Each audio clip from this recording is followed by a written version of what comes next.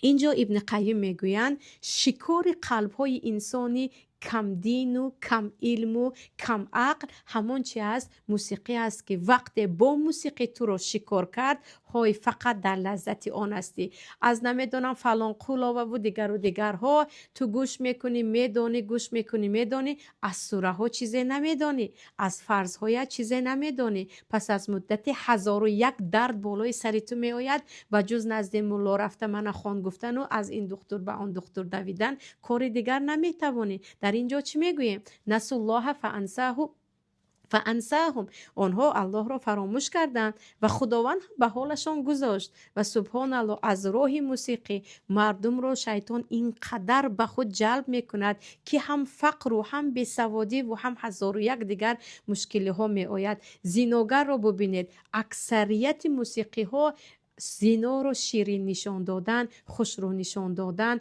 ببخشید از جسم یک زن گپ زدن، از قد و بست یک مرد گپ زدن است و آن رو دخترچه 12 ساله 13 ساله همراه پدر و مادر گوش میکند و به آن میرقصند و کوکبی میزنند. و این فرهنگ است. سبحان الله.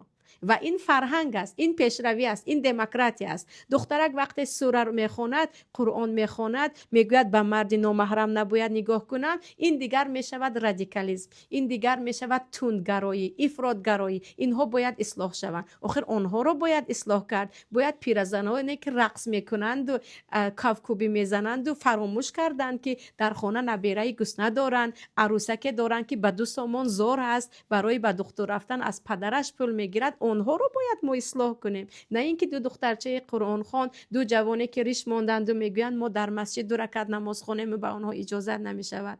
ببینید که به چه حال رسید. و چی میگوییم؟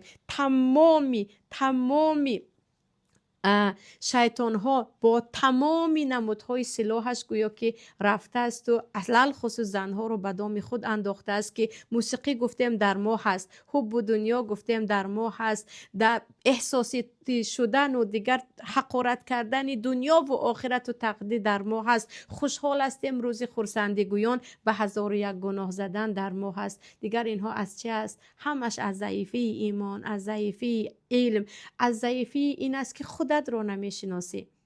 انسان وقتی که فراموش کرد الله را، خودش را فراموش میکند. به کجا رفته ایستادم، چی کار کرده ایستادم، فردای من چی می باشد. نصف عمرم گذشت، اکثریت عمرم گذشت، یا کمی از اون گذشته باشد هم با دیگر اون هم می گذرد. با همین انسان باید به خود آید که وقتی می میریم حداقل فرزندانمون 1-2 کلمه خوبی از ما گفته توانند